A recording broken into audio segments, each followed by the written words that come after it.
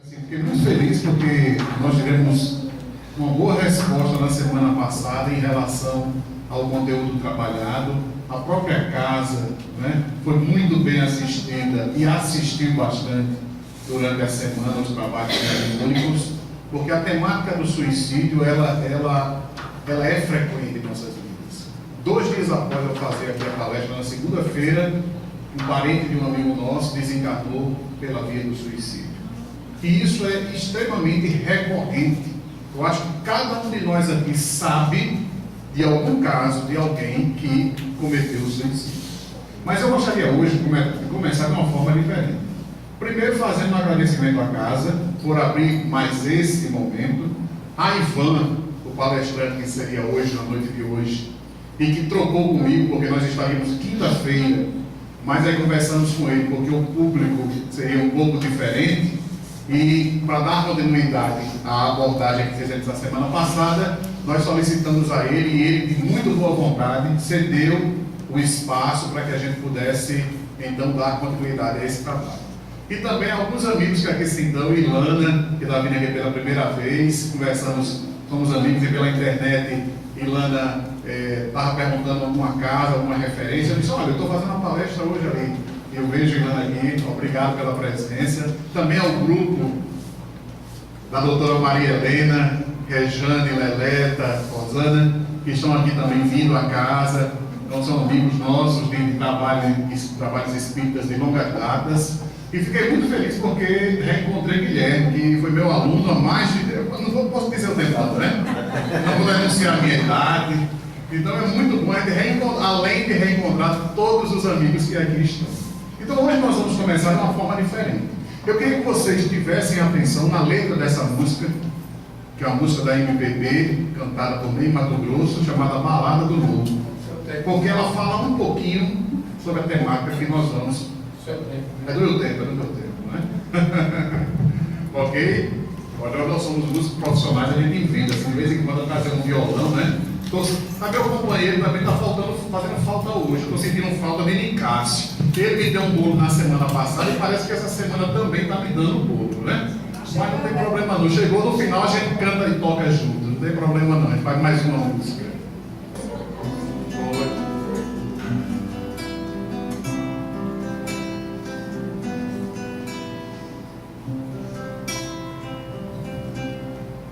Dizem que sou... Vamos lá comigo? Vou pensar assim. Se sou muito louco por eu ser feliz, mas louco é quem me diz que não é feliz, não é feliz. São bonitos, sou a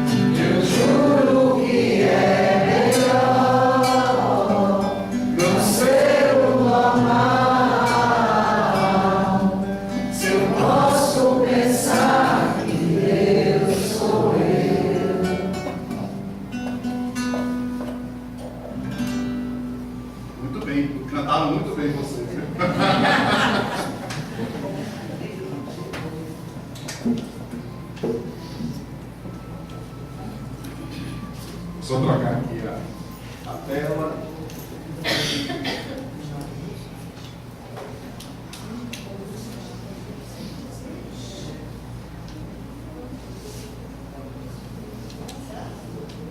Bem, vai ter que dar aqui, né?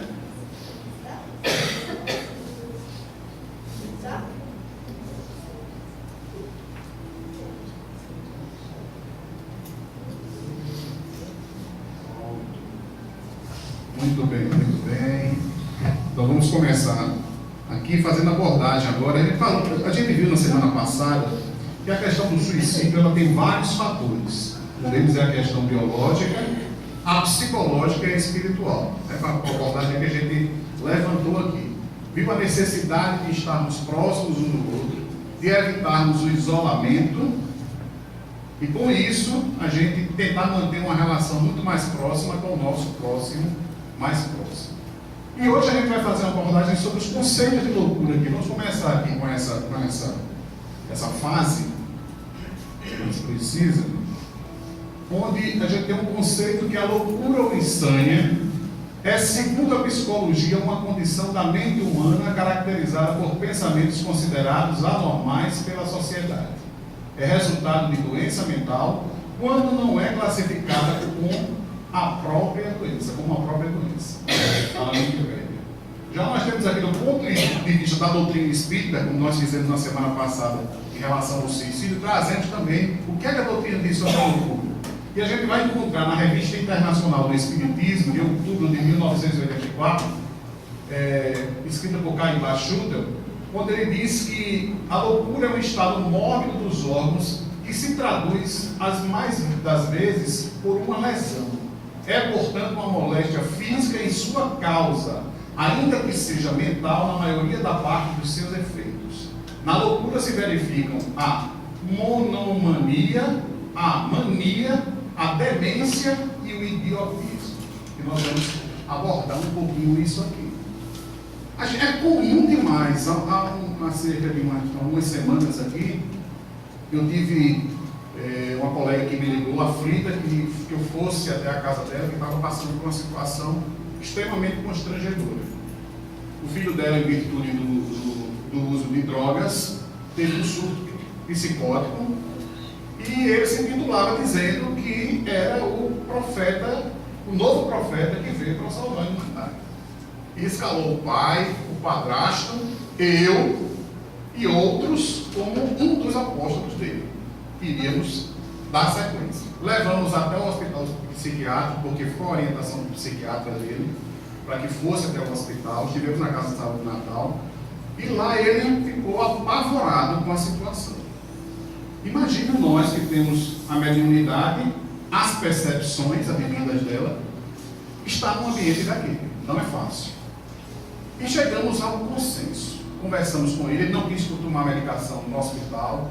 Nós respeitamos, agora estabelecemos uma condição para que ele pudesse sair dali sem tomar aquela medicação forçosamente. E ele teria que ir conosco, acompanharmos a uma casa espírita, fazer um tratamento, se consultar com um psiquiatra, passar por um diálogo fraterno e aceitar a condição de poder estar naquela situação e não fazer uso da droga. E estabelecemos esses 3 parâmetros como referência. Graças a Deus, hoje passado aproximadamente 40 e 45 dias, a situação é totalmente reversa. Ele iniciou o tratamento espiritual, através do passe magnético, através da assistência no processo de desobsessão. Está em tratamento ainda, porque não é sair da condição do surto que livra a pessoa de um problema maior, ele tem que fazer o tratamento de uma forma séria e continuada. Está fazendo acompanhamento com o psicólogo, com o psiquiatra e também indo frequentemente à casa espírita. Isso é importante. E eu ressalto isso por quê? Porque tem gente que diz assim, eu não vou ao psicólogo. Eu disse a semana passada isso. Que algumas pessoas dizem assim, eu não vou ao psiquiatra porque psiquiatra é médico de doido. Psiquiatra não é médico de doido. Ele é um médico que vai evitar que você fique doido. Você já estando na fase de loucura, já é uma consequência em decorrência de vários outros problemas que a gente vai abordar aqui hoje, tá certo? Vamos um pouco à frente aí. Quais são as causas da loucura? Primeiro, as físicas, a predisposição, as lesões a nível cerebral, que importa nós falarmos sobre uma abordagem espírita, que podemos trazer isso como uma prova ou uma expiação, e temos essas lesões decorrentes de atos praticados no passado que vêm grafados no nosso perispírito e que a gente tem como consequência vir com uma demência, com a idiotia, com a loucura exacerbada, de alguma forma, ter que passar por esse processo. Segundo, a má formação a nível cromossomial, não é isso que eu falei? Ó, que vem os cromossomos que geram essa condição. As espirituais, os fatores mediúnicos, o fator desencadeante em predisposição e as obsessões que nós juntamos nesse período. Existe uma pesquisa que foi feita na Europa e outra que foi feita aqui em Minas Gerais acerca da loucura por um médico mineiro, psiquiatra e espírita, que ele disse que cerca de mais de 80% dos casos de loucura que chegavam à clínica eram possíveis de se tratar através de um processo de um tratamento espiritual. Eram processos obsessivos graves e que poderiam chegar. Cerca de 25% desses casos restantes seriam de processos de condições biológicas e físicas, decorrências, às vezes até de acidentes, de decorrências dessas falhas cromossomiais, desses processos que vêm de resgates espirituais de vidas passadas. E os demais, ele disse, de ordem diversas. A posição dualista na relação mente e corpo, a origem da mente é um espírito independente do corpo, mas para se manifestar enquanto encarnado, ele necessita se utilizar deste. O corpo e a alma se influenciam mutuamente, havendo, no entanto, uma supremacia da vontade do espírito, através de quê? Do livre arbítrio. É como eu disse, você pode estar lá em nosso lar, passou 50 anos estagiando em nosso lar, vai encarnar, mas quando você está encarnado, você sofre todas as influências e todas as possibilidades que estão decorrentes da ligação do corpo com o espírito. Às vezes a gente acha que quando está desencarnado que vai voltar para superar determinada falta, passar por aquele vício que era recorrente e que a pessoa acha que superou porque aprendeu lá em cima. Aí quando encarna, vai se deparar com a mesma realidade, vai ter a mesma dificuldade. Por quê? Porque a matéria, ela influencia diretamente sobre o espírito. Lógico, se nós tivermos um padrão condicionante, tivermos boas ações, nos esforçarmos para tomar as nossas inclinações mais, tal qual nós sabemos que é a caracterização de todo espírita. Como é que se conhece o espírita? Pelo empenho que faz para domar as suas más inclinações. Se nós nos esforçarmos para superar essas nossas vicissitudes, os nossos defeitos, chegando a trabalhar as virtudes, nós vamos conseguir passar essas etapas, até em algumas delas ser reprovados, experimentar novamente a condição de poder superar e chegar adiante. A gente não pode negar, como alguns querem, que a matéria não influencia sobre o espírito. Que quando eu tenho dependência, meu espírito, não, quando vai encarnar, eu que mando no corpo. Não é assim. Ele diz que aqui é uma intervenção mútua. É tanto que os espíritos que desencarnam por via do suicídio ou outras condições que necessitam passar pelo um auxílio mais direto, são trazidos à casa espírita para que através do médium receba o fluido material, que é mais denso do que o fluido espiritual, para que ele sinta e se recomponha perispiritualmente e possa então ser socorrido, ser assistido. São processos que que divergem de caso a caso, a gente não pode generalizar. Ah, chegou o espírito, a situação é a mesma do outro que chegou. Não, é semelhante.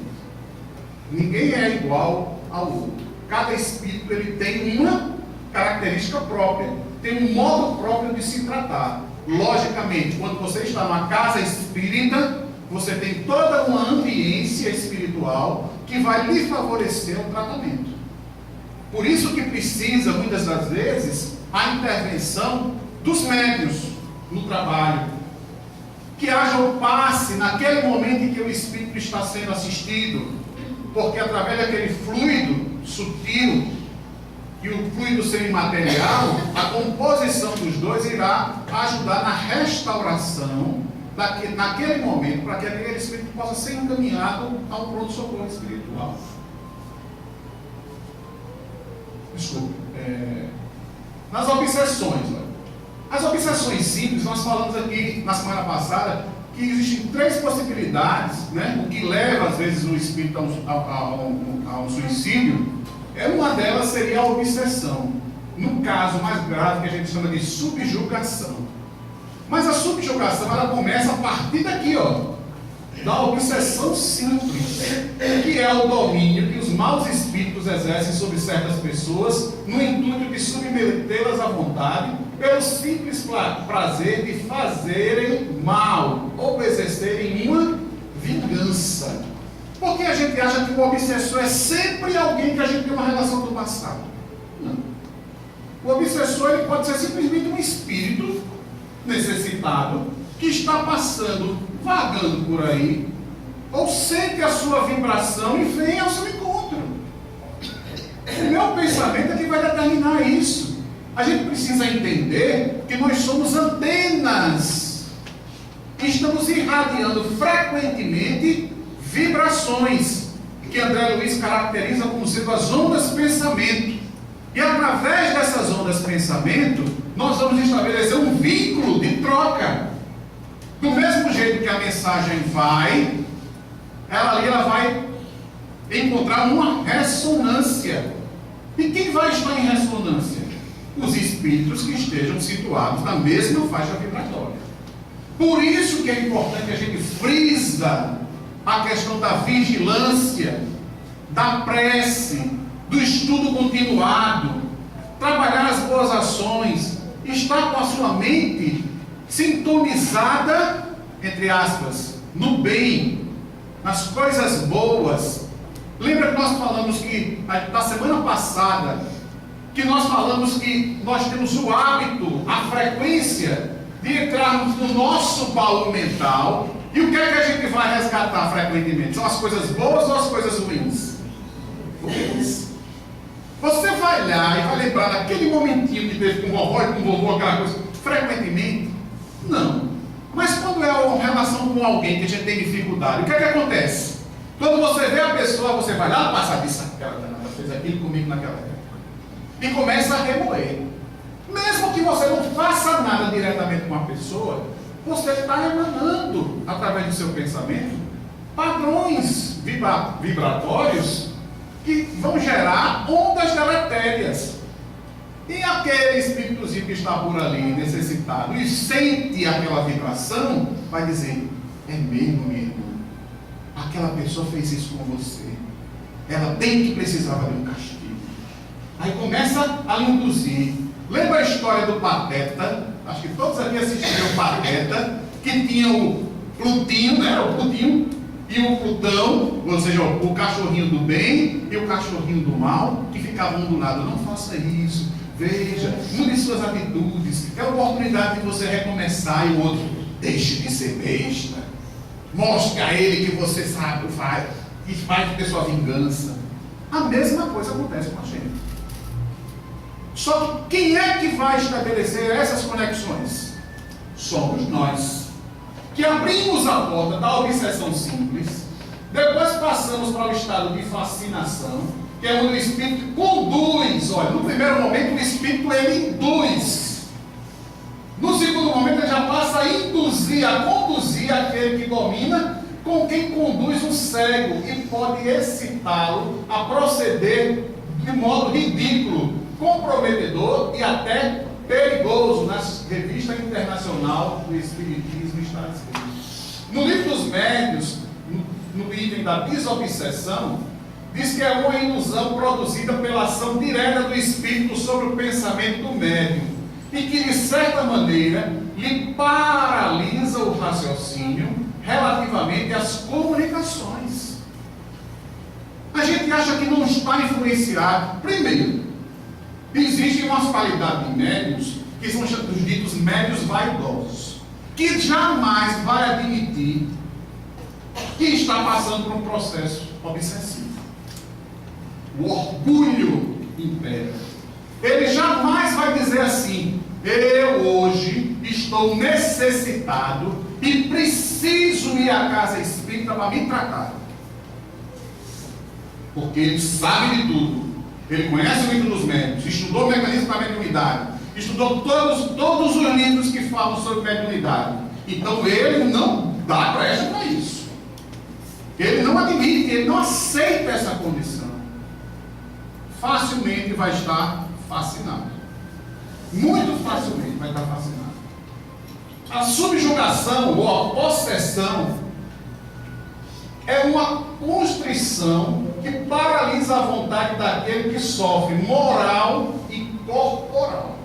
Aí a ação do Espírito sobre o encarnante é direta, contínua.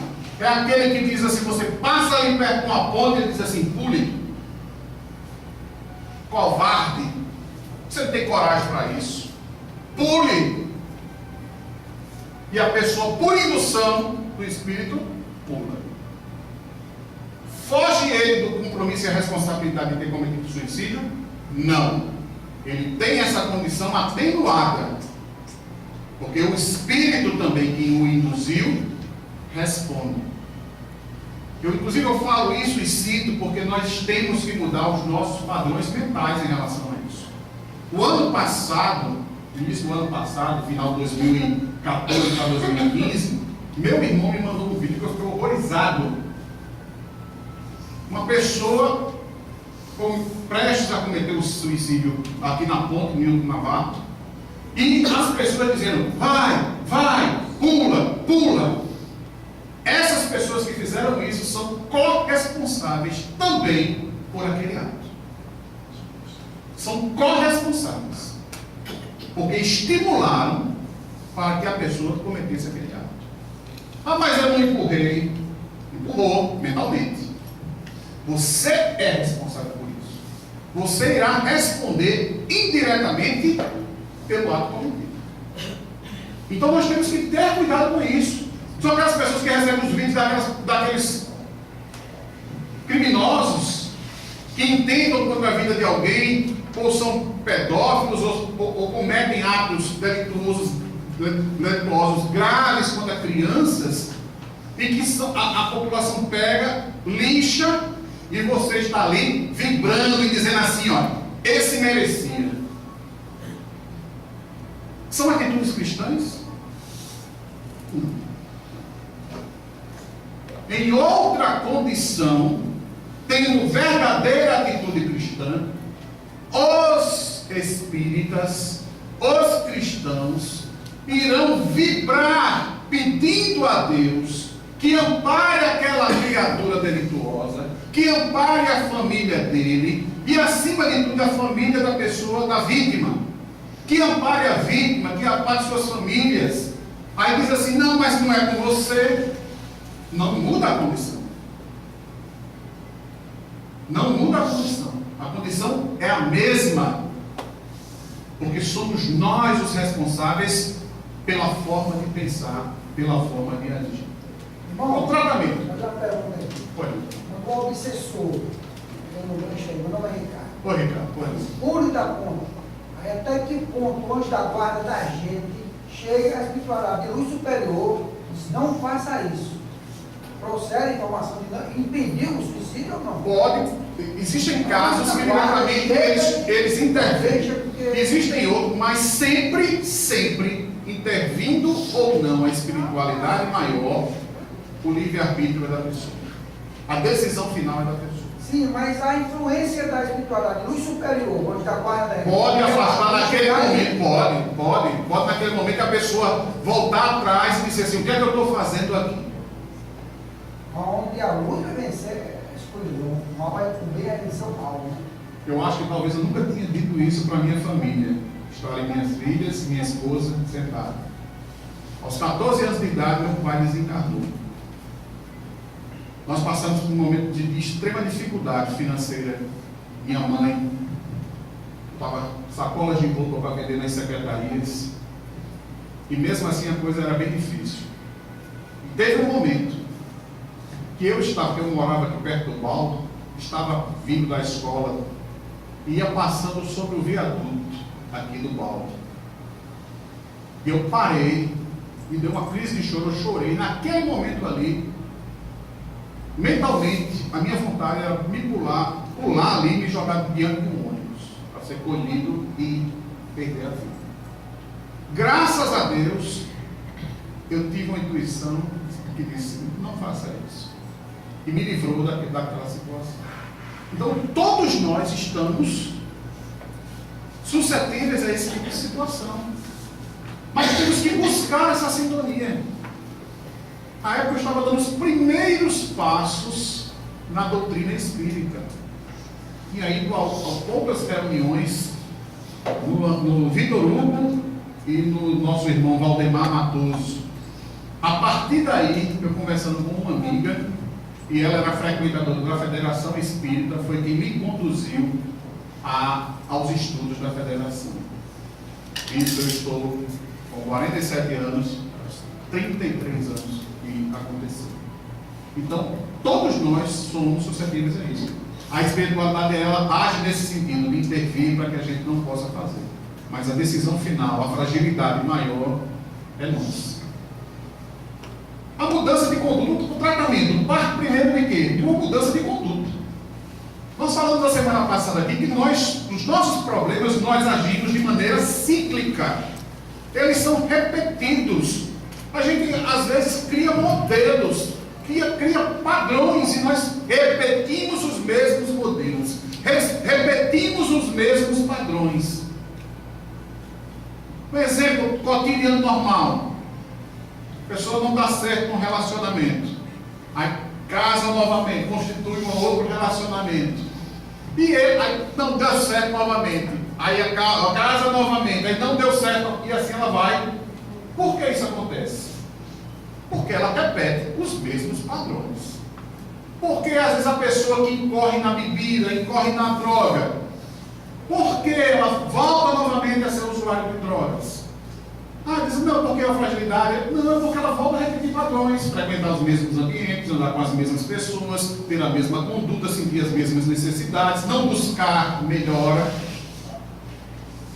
E isso vai fazer com que você, cada vez mais, repita os modelos existenciais. E isso não é só aqui não. Isso vem de outras vidas, de outras encarnações. Nós trazemos grafados no nosso psiquismo essas dependências e voltamos a repetir com frequência. Então a gente precisa primeiramente mudar. Precisamos também, o tratamento através dos passes, a prece constante, um tratamento de desobsessão. O que é o tratamento de desobsessão? Eu vou no centro, passe, vai dar um espírito na outra reunião mediúnica, bota meu nome, tem um número para resolver. É só esse o tratamento de desobsessão? Não. O tratamento de desobsessão inclui tudo isso aqui. Mudança de conduta, mudança de postura, você buscar se modificar. Existe um livro que eu vou dar como referência para vocês, que eu acho que todo espírito, eu já disse aqui uma vez em uma palestra e volto a repetir, deveria ler. Chama-se Manual Prático do Espírita, de Ney Pietro Pérez. É um livro que ele, através dos exercícios, ele ensina a você reconhecer seus defeitos, porque primeiro a gente não se reconhece no defeito. A gente se acha lindo, maravilhoso, livre de todas as condicionantes. Não é verdade? Você se reconhecer como defeito é minha esposa. Eu não. Ela não escuta meu defeito. Linda, maravilhosa. Então, é difícil. A gente não aceita que tem defeito. A gente não aceita que está passando por dificuldade, que tem vícios. Precisamos mudar esses padrões. E aqui no Livro dos Espíritos, olha, a pergunta 375 diz: qual, na loucura, é a situação do espírito? O espírito, quando em liberdade, recebe diretamente suas impressões e diretamente exerce sua ação sobre a matéria. Diretamente. Quando ele está livre. Encarnado, porém, ele se encontra em condições muito diversas e na contingência de só o fazer com o auxílio de órgãos especiais. Altere-se uma parte ou conjunto de tais órgãos e eis que se lhe interrompem no que deste dependam a ação ou as suas impressões. Eu não sei se eu contei na semana passada, mas eu já contei outra vez aqui. O caso de uma senhora que sempre albergava Divaldo Franco em São Paulo, da alta sociedade. Isso foi relatado por Divaldo. E disse que uma vez chegou em São Paulo, ela foi buscar no aeroporto e estava com uma amiga. E disse: Divaldo, eu quero que você escute essa minha amiga aqui, porque eu já não sei mais o que fazer para ajudar. E Divaldo começou a escutar a mulher. Ela disse: o senhor pode ir na minha casa agora. Eu quero que o senhor veja a situação que eu estou vivendo. E chegou lá, disse: olha, aquele é o meu filho. O que é que eu faço? A vontade que eu tenho é de tirar a vida dele, porque eu não aguento ver mais meu filho numa situação dessa. Ele era desprovido das pernas, dos braços, não enxergava, não ouvia, tinha demência. O seu corpo era preso por cintos de segurança, porque ele não conseguia ficar ereto na cadeira. E olhou para Divaldo e disse: Divaldo, o que é que eu faço? O que você me diz nessa situação? E Divaldo foi, então disse assim: mano, pelo amor de Deus, o que é que eu faço? Eu não sei o que vou responder a essa mulher. E respondeu, foi na hora que foi mostrado na tela mental de Divaldo a situação desses dois espíritos. Ela, sempre uma mulher muito bonita, tudo, e ele era apaixonadíssimo por ela. E ela rejeitava ele sempre. E sempre que o rejeitava, ele cometia o suicídio. E isso vinha acontecendo por diversas encarnações. Foi quando a espiritualidade interviu, trouxe ele nessa situação, para que ele quebrasse o ciclo vicioso de suicídios, e viesse como filho dela para que ela aprendesse a amar. Pudesse aprender a amar. Veja que situação. Mas ainda tem um agravante. Divaldo disse: observe, veja. E Divaldo percebeu que ele, naquela condição, mesmo aprisionado, o seu espírito tinha vontade de se jogar dentro da piscina. Se ele pudesse, empurrava a cadeira para dentro da piscina. São as recorrências espirituais. Então a gente tem que ter muito cuidado em relação a isso, para que isso não venha acontecer também com a gente, para que essas impressões possam ser modificadas. E por que esse espírito veio dessa situação? Para que pudesse quebrar o ciclo e a partir daí ele retomar a sua jornada evolutiva. Existem duas diferenças, olha. Uma que é a fé na vida futura e a outra é a dúvida na vida futura. A fé na vida futura nos dá um reforço, o testemunho dos espíritos dos suicidas, que nós vamos encontrar no livro Memória do Suicida e também no livro A Gênese, O Céu e o Inferno, que é da codificação espírita, que traz casos de suicida, relata, e a situação como eles se encontravam no mundo espiritual. O que vai nos dar uma coragem moral para que a gente possa superar as nossas dificuldades maiores e retomar a nossa jornada de luz. Já aqueles que não acreditam têm por base o que é a opinião dos homens e se acovardam diante dessa situação. Olha o que diz aqui o Evangelho segundo o Espiritismo, no seu capítulo 5, no item 15. Nada esperando, acha muito natural, muito lógico mesmo, abreviar pelo suicídio as suas misérias. É muito difícil. É muito difícil. Porque a gente acha que uma situação dessa não pode ocorrer, é momentânea, é uma fração de um segundo. A gente nunca pode dizer que está livre plenamente de uma situação dessa. Porque é a mesma questão de matar alguém. Eu nunca vou matar alguém. Aí chega no momento em que você entra num conflito direto com uma pessoa, entra num estado de raiva, esse estado se transforma em ira, a ira vai fazer com que você imponha algumas vertentes suas que você não conhece, elas vêm à tona. Aí naquele momento você pega um pedaço de pau, pega uma faca, pega um revólver, atira em alguém, bate com a pessoa no chão, mata. Assim, mas na hora eu não sei o que foi que me acometeu. Foi aquele momento eu fiquei cego. Realmente a gente fica cego, porque a gente perde a razão. É a cegueira da falta da razão, da falta da lógica. Minha esposa estava grávida, e estava eu, o Mateus, meu filho mais velho, estávamos indo para a praia para passear, e chegou uma situação no trânsito que o rapaz fez a manobra totalmente irregular. E eu bati o pau, mas dentro do carro, isso tinha uns 10 carros na minha frente. Ele viu eu batendo palmas. Esperou subir ele pela maternidade, porque eu estava ali já em frente ao Tribunal de Contas por ali, que meu carro parou, ele parou de lado. Ele disse, baixa o vidro, eu baixei o vidro. Ele disse, você estava batendo palma para quê?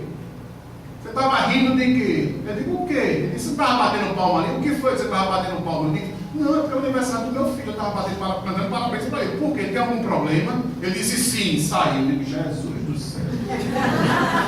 O livramento. Primeiro livramento, né? Eu ter tido essa intuição de dizer isso. O segundo, não ter respondido aos meus impulsos primitivos de lutador, de vale tudo, de jiu-jitsu, de karatê, que eu fiz várias artes marciais. Se fosse no passado, eu estava pendurado nas orelhas dele.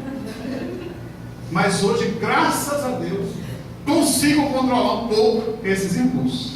Não plenamente. Tem hora que a gente é ser humano, a gente está encarnado. Encarnado a coisa não é tão fácil assim.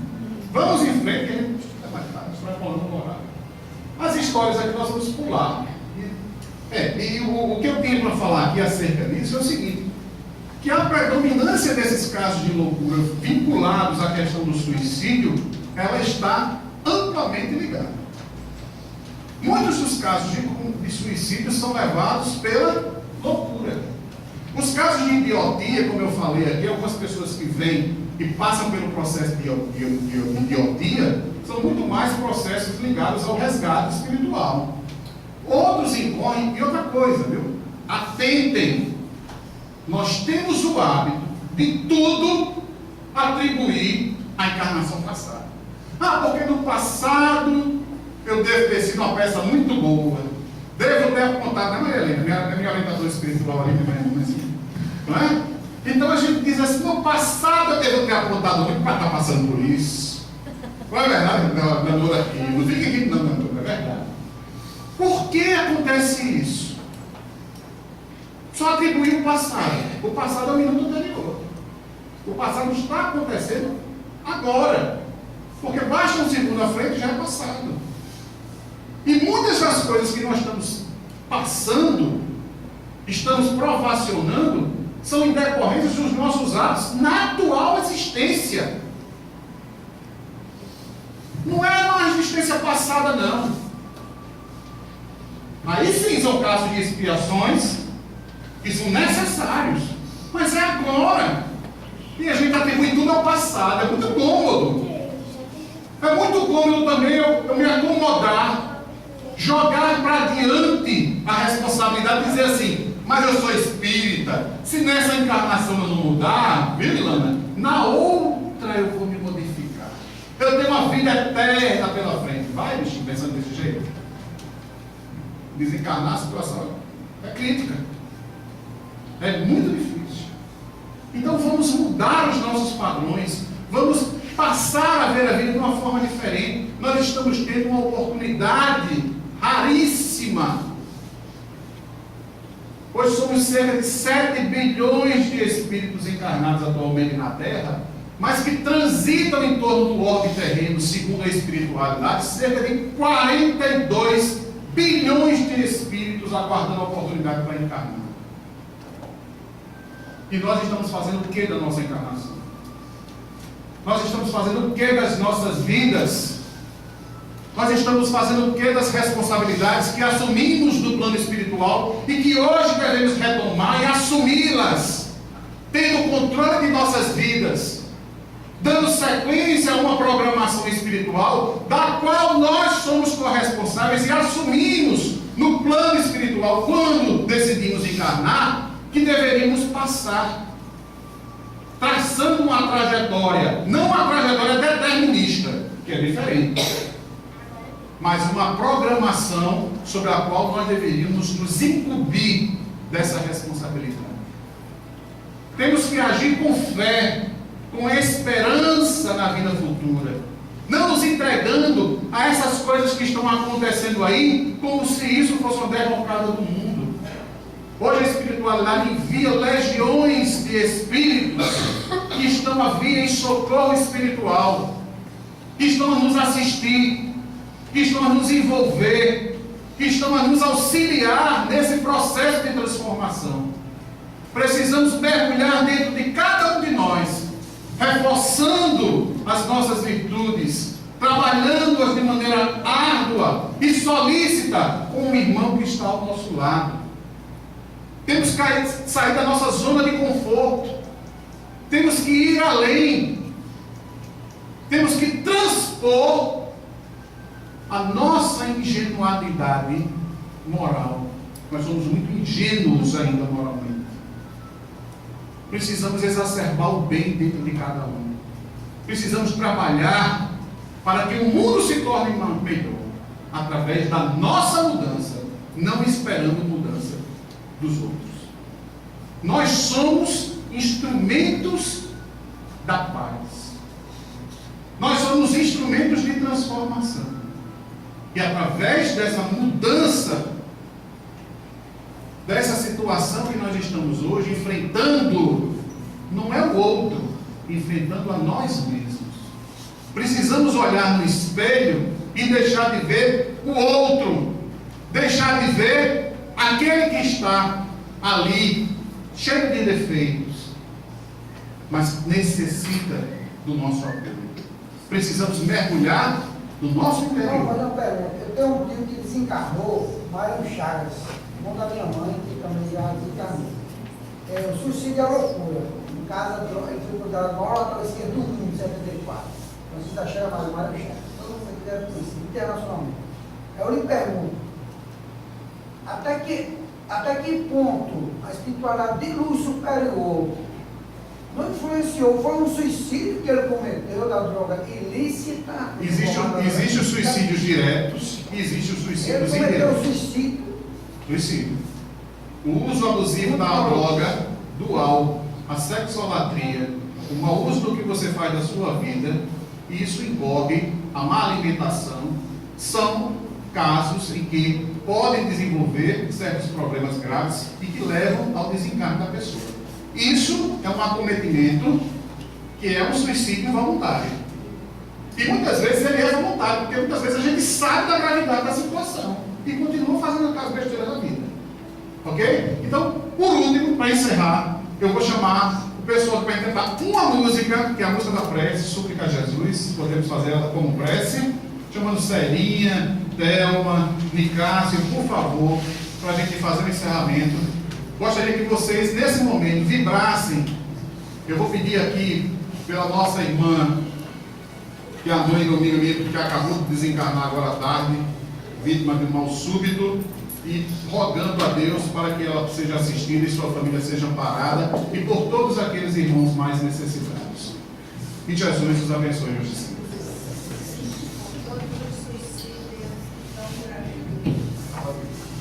Todos os suicidas que vieram, que estão recebendo assistência aqui na nossa casa.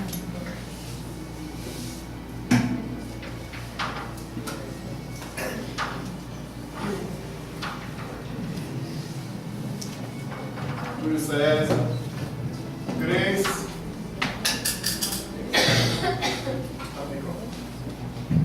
favor, Júlio César, Gleice, se Gleice estiver aí também. O pessoal do Sintonia de Luz, que é o nosso grupo musical, certo? Vamos pedir a todos que nesse momento, através dessa música, possam fechar os olhos, buscar uma ambiência de tranquilidade, de paz, de repouso, que possamos pedir pelos nossos irmãos mais necessitados, aqueles que estão nas ruas, nos manicômios, nas creches, nos hospitais, nos albergues, enfim, pelos os desencarnados que estão passando por dificuldades, que possam ser assistidos e que todos nós possamos sair daqui refeitos pela misericórdia divina, pelo amparo da espiritualidade e por tudo que recebemos ao longo das nossas vidas.